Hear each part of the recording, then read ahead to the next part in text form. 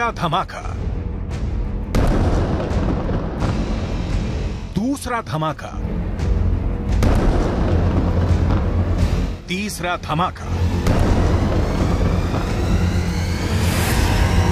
एक ही surgical strike में Hezbollah ने फोड़ डाली इजरायल की 3 आंख।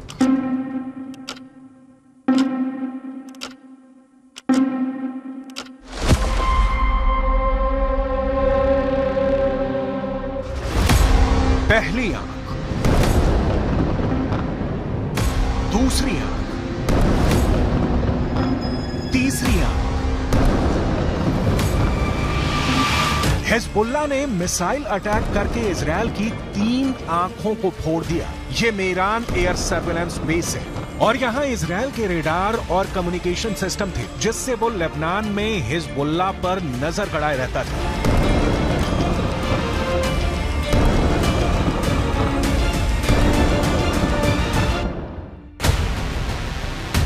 अब सैटेलाइट तस्वीर की मदद से इस लोकेशन को समझिए। लेबनान बॉर्डर पर यह है इजरायल की 3 आंख, यानी 3 ग्लोब रेडार, और साथ में है इजरायल के कम्युनिकेशन टावर। ये मेरान एयर सर्विलेंस बेस है, जिसे तैयार करने में इजरायल ने अरबों रुपए खर्च किए थे।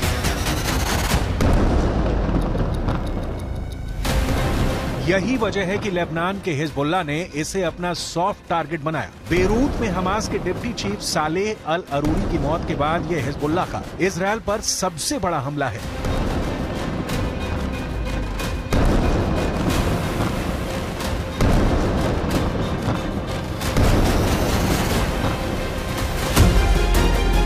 यह इजरायल के बहुत ही सीक्रेट बेस पर बहुत बड़ा हमला है। एक तरह से हिजबुल्लाह ने इजरायल के सीक्रेट बेस को मिट्टी में मिला दिया है। अब तक डरा हुआ लग रहा था हसन नसरल्लाह, लेकिन अब लग रहा है कि शुरू हो चुका है अरूरी का बदला। इजरायल पर टूट रहा है हिजबुल्लाह। हसन नसरल्लाह को पहले बैकफुट पर देखा गया। अरूरी की मौत के बाद हसन नसरल्लाह की जुबान में वो तीखापन नहीं था जिसकी इजरायल को उम्मीद थी, लेकिन अब हिजबुल्लाह ने अपना सबसे खतरनाक अटैक करके इजरायल को सोचने पर मजबूर कर दिया है कि वो हिजबुल्लाह से कैसे निपटेगा। עדיין יש בג'באליה מחבלים. רק כעת הם פועלים ללא מסגרת וללא מפקדים. נתקלנו וגם ניתקל. בירי רקטי ספורדי מהמרחב הזה. תקפנו אותו ונמשיך לתקוף ונמשיך להעמיק את ההישג באזורים האלה. זה דורש זמן. אין קיצורי דרך בלחימה בטרור.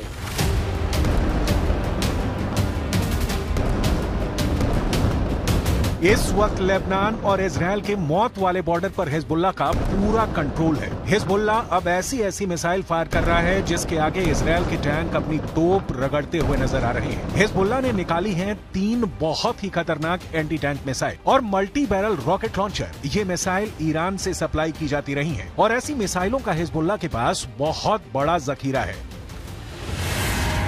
हिजबुल्लाह 3 तरह की एंटी टैंक गाइडेड मिसाइल इस्तेमाल कर रहा है। ये है कॉर्क, इसकी रेंज 5 किलोमीटर तक है। ये रूस की मिसाइल है, लेकिन अब ईरान इसका देसी वर्जन देहलाविया तैयार कर चुका है और ऐसी बहुत सी मिसाइल अब हिजबुल्लाह के पास है। दूसरी है BGM-71 TOW tow anti tank guided missile. Range है 3.5 किलोमीटर। ये अमेरिका में बनी मिसाइल है, लेकिन अब इसकी नकल ईरान तैयार कर रहा है और उसने हिजबुल्लाह को सप्लाई की है। तीसरी है 85 कॉनकोर्स, रेंज 4 किलोमीटर। ये भी रूस ने बनाई है और अब ईरान में ये तोसान नाम से तैयार की जाती है। इन्हीं मिसाइलों से हिजबुल्लाह ने इजरायल के मेरान एयर सर्विलेंस बेस पर हमला किया है। ये तीनों मिसाइल बहुत ही घातक हैं और जिस तरह से इन्होंने इजरायल के अड्डे उड़ाए हैं, उससे ये बात साबित हो जाती है। हिजबुल्लाह का दावा है कि उसका हर हमला इजरायल को मुंहतोड़ जवाब है। बताया जा रहा है कि हिजबुल्लाह ने इस अड्डे को उड़ाने के लिए 60 से ज्यादा मिसाइल फायर की हैं और सभी अपने टारगेट पर लगी।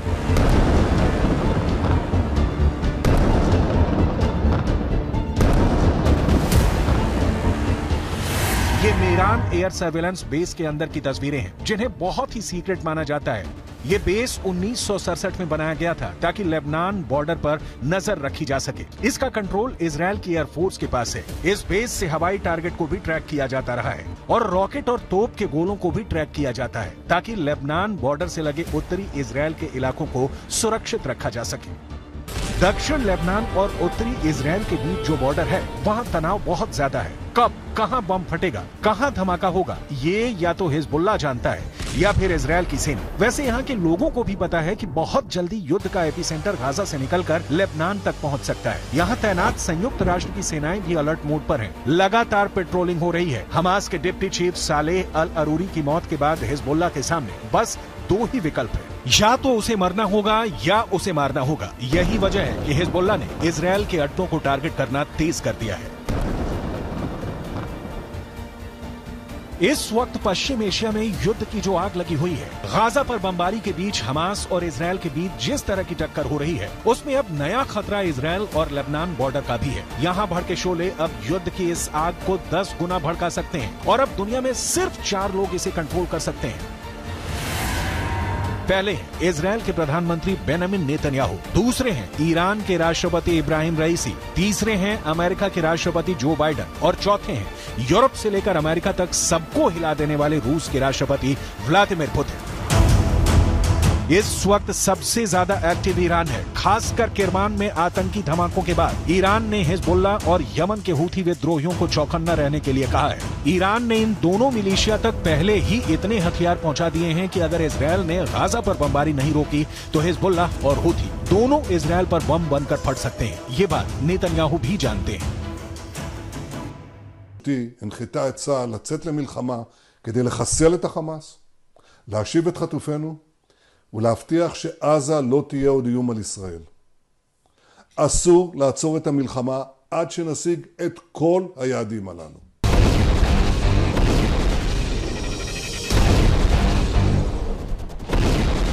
जब से सालेह अल अरूरी को इजराइल ने ड्रोन स्ट्राइक में मारा है, तनाव बहुत ज्यादा फैल गया है। ये ड्रोन स्ट्राइक बेरूत के दहिया इलाके में हुई, जिसे हिजबुल्लाह का गढ़ माना जाता है। दहिया में जब सालेह अल अरूरी को जब हमास के ऑफिस के करीब देखा गया, तब इजराइल का ड्रोन मौत बनकर टूट पड़ा। इस हमले में सालेह अल अरूरी के अलावा 5 और लोग मारे गए जो हमास के ही अधिकारी थे।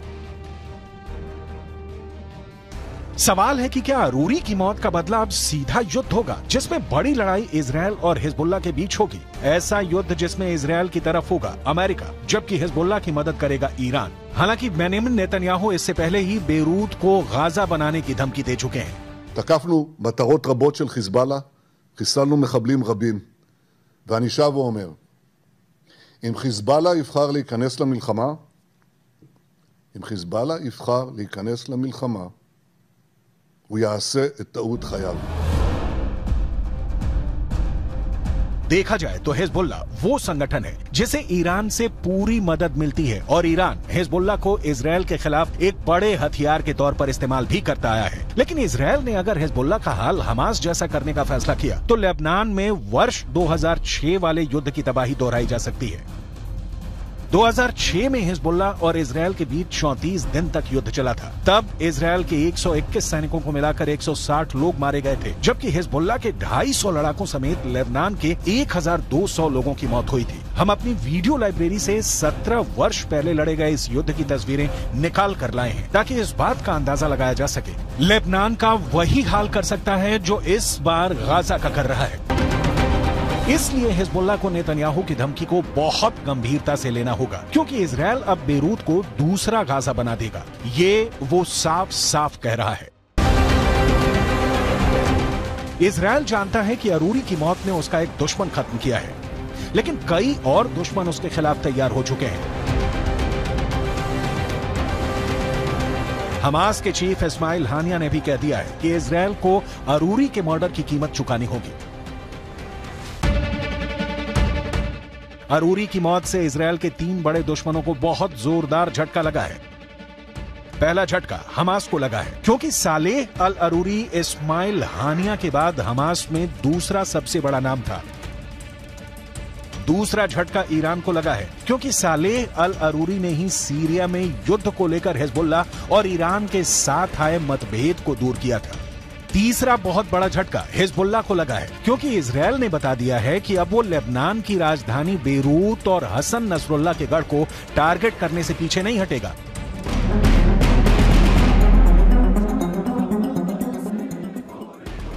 इस वक्त गाजा के बाद वेस्ट बैंक में भी युद्ध के हालात बनते नजर आ रहे हैं। सालेह अल अरूरी की मौत के बाद वेस्ट बैंक में प्रदर्शन शुरू हो गए हैं। सड़कों पर हजारों लोग इजरायल के खिलाफ उतर आए हैं। हालात ऐसे हैं कि इजरायल को अब अपनी ड्रोन फोर्स को वेस्ट बैंक के ऊपर एक्टिव करना पड़ा है। देखा जाए तो वेस्ट बैंक इजरायल के खिलाफ 5वां मोर्चा है। इससे पहले गाजा की लड़ाई है, हिजबुल्लाह से लड़ाई है, हूथी से युद्ध का खतरा बढ़ता जा रहा है। इराक में ईरान समर्थित हश्द अल शाबी ने अमेरिका के ठिकानों पर हमले बढ़ा दिए हैं। अरूरी की मौत के बाद ये मोर्चे और मजबूत होंगे, इसमें कोई शक नहीं। ये युद्ध फैला तो समझ लीजिए कि बहुत से देश इसकी चपेट में आ जाएंगे।